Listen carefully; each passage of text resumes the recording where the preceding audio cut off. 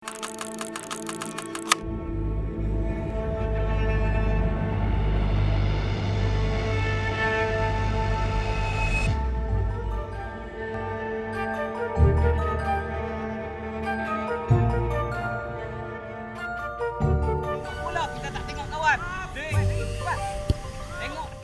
saya Muhammad Syafi'i bin Abdul Rahim. Saya merupakan timbalan Presiden Kelab Bola Sepak DNA Faizal Halim.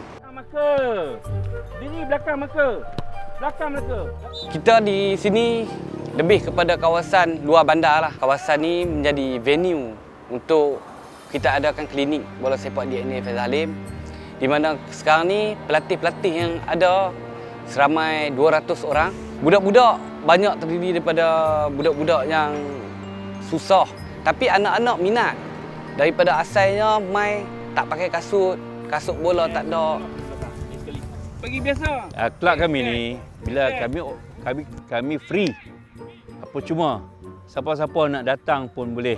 Tak kisahlah budak tu boleh main tak boleh main, kami akan cuba buat yang terbaik untuk budak-budak ni.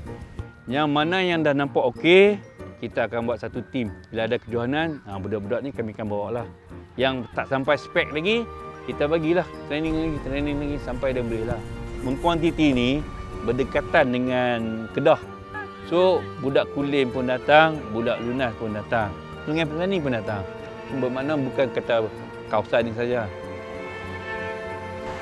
Nama saya Muhammad Niziki bin Muhammad Syafi'i, duduk umur 12 tahun, duduk di Kampung Wang Titi. Saya join ni sebab minat saya sendiri. Ada Abang Faizal Halim boleh ajak, coach boleh ajak. Waktu training tu semua tak boleh gelak, kena tegas. Waktu training buat sungguh-sungguh, waktu rehat betul-betul. Kalau buat salah, dia tegur, dia ajar balik cara buat. Harapan saya nanti suatu hari nanti saya datang, Padang ni akan jadi lebih elok dan saya akan melatih budak-budak yang murid-murid yang akan belajar bola di sini. Macam Abang Faizal. Padang Mengkuantiti diuruskan oleh Pak Halim yang merupakan ayah Faizal Halim. Yang mana Pak Halim ni daripada dulu muda pun beliau seorang diri lah. Beliau mesin Padang, buat line, dia uruskan fasiliti di sekeliling untuk jadikan Padang ni boleh digunakan oleh orang awam. Pada asalnya Padang Bola Sepak Mengkuantiti ini di kawasan ni adalah merupakan kawasan paya di tepi sungai lah, di mana pokok-pokok mengkuang banyak. Jadi Pak Halim ni di dalam komuniti pada ketika tersebut beliau minat dengan sukan, pembangunan bola sepak sukan. Beliau berjumpa dengan timbalan Perdana Menteri pada ketika tersebut, iaitu Datuk Seri Anwar Ibrahim, dan beliau pohon untuk beli tanah ni. Pak Halim dia keluar duit sendiri, dia dengan komuniti dia gabung untuk beli tanah, tambun dan selenggara sendirilah di Padang ni.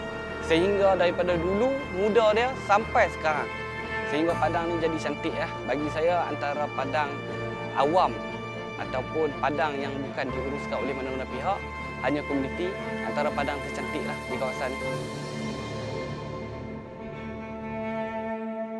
Saya mula mengajar di sekolah SK Mengkuang, sekolah yang Faizal belajar tu, 2002. Bila saya mengajar di Mengkuang tu, otomatik saya akan guna Padang ni untuk training. Memudahkan saya. Bila saya ada training, Pak Halim ada. Bila saya turun training, Pak Halim ada. Bila saya